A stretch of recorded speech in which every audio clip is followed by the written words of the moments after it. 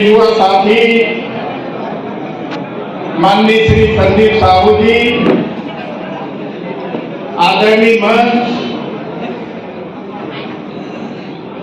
मेरे कांग्रेस पार्टी के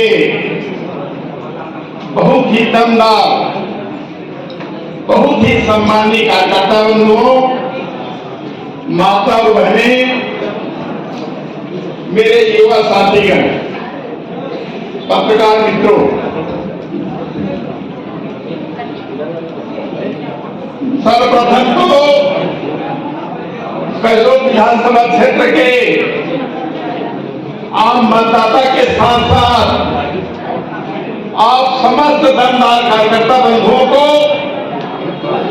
इसलिए मैं धन्यवाद देना चाहूंगा क्योंकि छत्तीसगढ़ के 90 विधानसभा क्षेत्रों में अगर सबसे ज्यादा वोटों से जीतने वाला अगर कोई प्रत्याशी है तो वो संदीप साहू है। आपको पता है 1,36,000 मतों से चुनाव जीतना ये कोई सहज और सरल कार्य नहीं है, ये कठिन कार्य आप सब दमदार कार्यकर्ता बंधुओं के सहयोग से सफल हुआ है।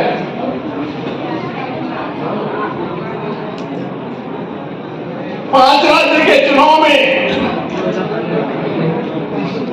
किसी भी राज्य में भारतीय जनता पार्टी की जीत की संभावना दूर दूर से दिखाई नहीं दे रहा था। यहां तक कि भारतीय जनता पार्टी के नेताओं को भी विश्वास नहीं हो रहा था कि छत्तीसगढ़, राजस्थान, मध्य प्रदेश में सरकार भाजपा की बनेगा।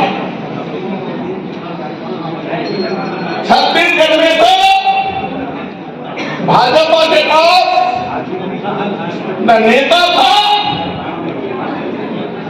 न नीति था, न कांग्रेस के एजेंडा से बढ़कर कोई अच्छा एजेंडा था। कौन मुख्यमंत्री बनेगा पता नहीं था। भाजपा कार्यकर्ताओं में हताशा, निराशा छाया हुआ था। लेकिन ये 3 तारीख के परिणाम में पूरे छत्तीसगढ़ की जनता को चौंका दिया है। कांग्रेस चुनाव हार के कुछ भी नहीं खोया, लेकिन छत्तीसगढ़ की जनता ने भारतीय जनता पार्टी को वोट देके अपना सब कुछ खो दिया, सब कुछ खो दिया। अगर आप सबके आशीर्वाद की पद से छत्तीसगढ़ में कांग्रेस पार्टी की सरकार बनता, माननीय भूपेश बघेल जी मुख्यमंत्री दोबारा बनते तो सर्वप्रथम किसानों का कर्ज माफ होना, किसानों का धान 3200 रुपये में खरीदी होता, प्रति एकड़ 20 क्विंटल के दर से खरीदी होता। गृहलक्ष्मी योजना के तहत हमारे माता बहनों को विवाह शादी का प्रमाण पत्र की आवश्यकता नहीं, लाइन लगाने की आवश्यकता नहीं था। 18 साल ऊपर जो भी माता बहन, बहू, बेटी, दादी, सास से लेकर हर किसी को, हर परिवार में 3 से लेकर 5 महिला को हर साल 15,000 रुपया गृहलक्ष्मी योजना के तहत पैसा मिलता। पूरे हाथ से चलेगा, मुझे बड़ा आश्चर्य होता है। सरगुजा संभाग, बस्तर संभाग, ईसाईकरण को बढ़ावा देने वाला भारतीय जनता पार्टी के लोग, ईसाईकरण में काम करने वाले, बढ़ावा देने वाले, वनवासी आश्रम के लोग, उसको भारतीय जनता पार्टी ने मुद्दा बनाया, आंदोलन खड़ा करवाया और उसका नतीजा यह हुआ सरगुजा संभाग के 14 के 14 विधानसभा में कांग्रेस को हार का सामना करना पड़ा।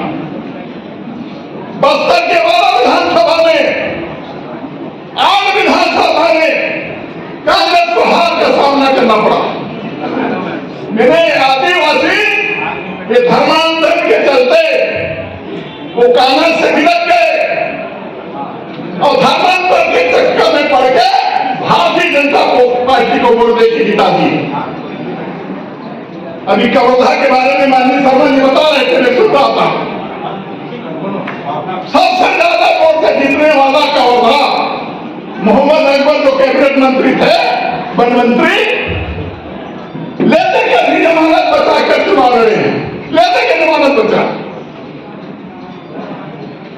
साजा आज बार के चुनाव जीतने वाले शर्मा जी, क्या नाम हमारे रविंद्र चौबे जी, उसको एक आदिवासी किसान झोपड़पट्टी में रहने वाला ईश्वरी साहू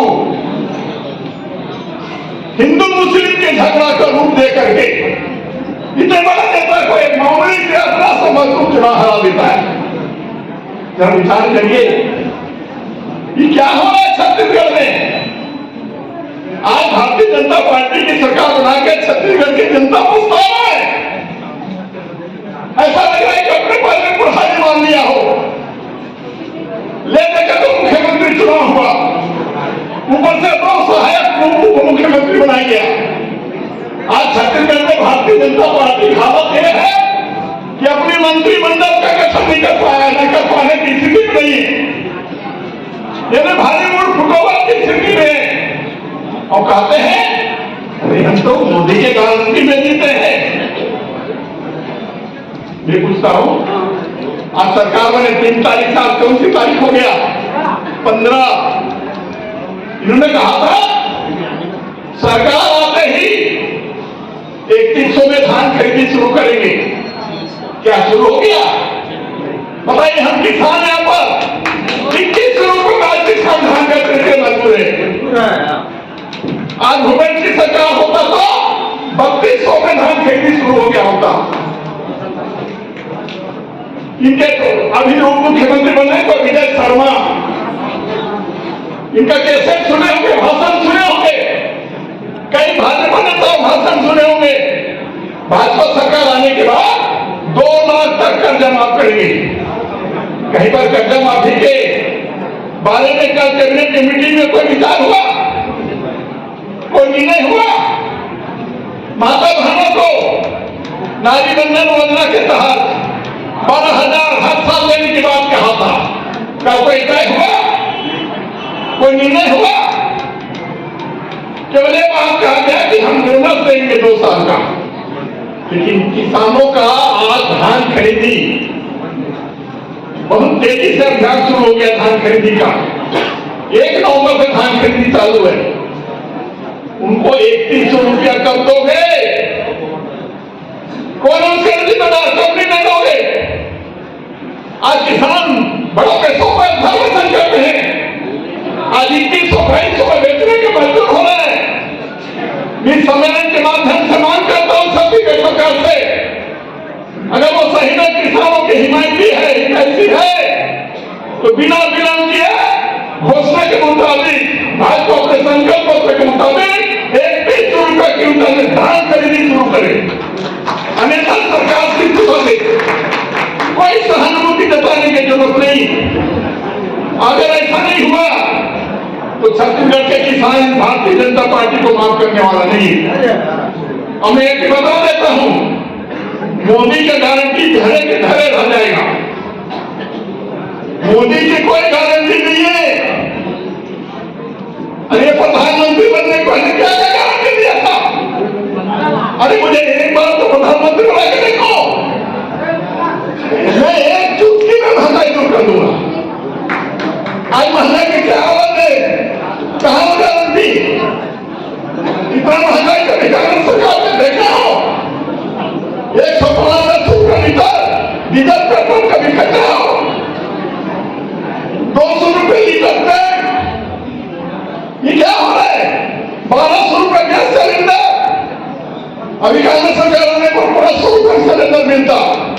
अब भाजपा कह रहे हैं कि मात्र उज्ज्वला के सिलेंडर वालों को 5 रुपये देंगे, बाकी को नहीं देंगे। क्या फायदा था बताता है वोट देने से भाजपा को? इन्होंने क्या कहा था, मैं बहुत अच्छा दिन लाऊंगा। ये कौन सी अच्छा दिन आ गया? जरा विचार तो करिए। करूंगा। और 10 साल में कितना होगा? 20 करोड़। और मोदी सरकार आने के बाद 16 करोड़ लोग बेरोजगार हो गए, नौकरी रोजगार से बाहर हो गए, घर बन गए। कहां सी गारंटी? ये बताए तो मोदी। अभी ये लोकसभा में आने वाला है चुनाव, इस कदर हारने वाला है। इंडिया गठबंधन से 19 तारीख को इंडिया गठबंधन की बैठक है, उसमें लोकसभा 24 की तैयारी के बारे में निर्णय होने जा रहा है। और आपको बता दूं, अभी जब 5 राज्य के चुनाव में मोदी का अगर गारंटी चलता तो तेलंगाना में क्यों नहीं चला? वहां मोदी सुब्रत साहब कैसा हो गया? मिजोरम में क्यों नहीं चला? वहां मोदी का सुब्रत साहब हो गया। केवल छत्तीसगढ़ मध्य प्रदेश राजस्थान, इसमें अलग अलग प्रकार के खेल हुआ है। समीक्षा बैठक के बाद सामने आएगा, उस पर अभी मैं चर्चा नहीं करूंगा। तो मेरे नाम निवेदन प्राथमिक बात का है, हमारे सामने अभी लोकसभा चुनाव अप्रैल में होने जा रहे हैं और मोदी के तानाशाही, किसान विरोधी नीति, बेरोजगार विरोधी नीति, महंगाई विरोधी नीति, उद्योगपतियों को लाभ पहुंचाने की नीति, देश को कंगाल बनाने की नीति, गरीब मजदूर किसान की कमाई तोड़ने की नीति से लोग त्रस्त हैं, दुखी हैं। 2024 में मोदी प्रधानमंत्री बनने वाला है, हमारे राहुल गांधी देश के प्रधानमंत्री बनने जा रहे हैं। और अभी जो 5 राज्य में चुनाव हुआ है, इस बार 5 राज्य के चुनाव में ठीक है, हम 2 राज्य हारे, मध्य प्रदेश, राजस्थान और छत्तीसगढ़, लेकिन वोट प्रतिशत के दर से आंकड़ा निकाले तो भाजपा से इन 5 राज्यों 4 राज्य की जनता ने, यानी कांग्रेस को 10 लाख ज्यादा वोट दिया है। ठीक, हमारा सीट कम हुआ लेकिन वोट तो ज्यादा हुआ। और इसका सब लोकसभा में पड़ने वाला है। और जहां तक छत्तीसगढ़ में मेरे जांजगीर लोकसभा की बात करूं, आप सबके आशीर्वाद कृपा से जांजगीर लोकसभा में 8 विधानसभा है। 8 के 8 विधानसभा में भाजपा का सुपड़ा साफ हो गया, एक भी सीट नहीं मिला। यहां तक कि बसपा का भी खाता नहीं खुला, बसपा में घी जनाधार घट गया। यहाँ तो आदिवासी केवल साथ नहीं दिया, लेकिन अनुसूचित जाति के लोगों ने इस समय कांग्रेस को दिल खोल के वोट दिया है। और उसी का परिणाम है संदीप साहू 1,36,000 वोट से जीत कर आए। तो हताश और निराश होने की जरूरत नहीं है, हार जीत होता है, लेकिन हमारे सामने भी बड़ी जीत की तैयारी में लगना है, वो भी लोकसभा। देश की जनता में सुगुनाहट शुरू हो गया है कि 2024 में राहुल गांधी को भी देश का प्रधानमंत्री बनाया जाए। हालांकि प्रधानमंत्री की दौड़ में राहुल जी नहीं है, ना ही किसी प्रकार की पद प्रतिष्ठा की दौड़ में नहीं है, लेकिन जनता का जब आदेश होगा तो उनको स्वीकार करना होगा। और मुझे यकीन है आप सबके सहयोग आशीर्वाद से आने वाले लोकसभा में, जांजगीर लोकसभा भी आप निश्चित रूप से चुनाव जिता के लाएंगे और राहुल जी के हाथ को मजबूत करेंगे, सोनिया जी के हाथ को मजबूत करेंगे। इस कार्यक्रम में आप लोग आमंत्रित किया, उसके लिए धन्यवाद।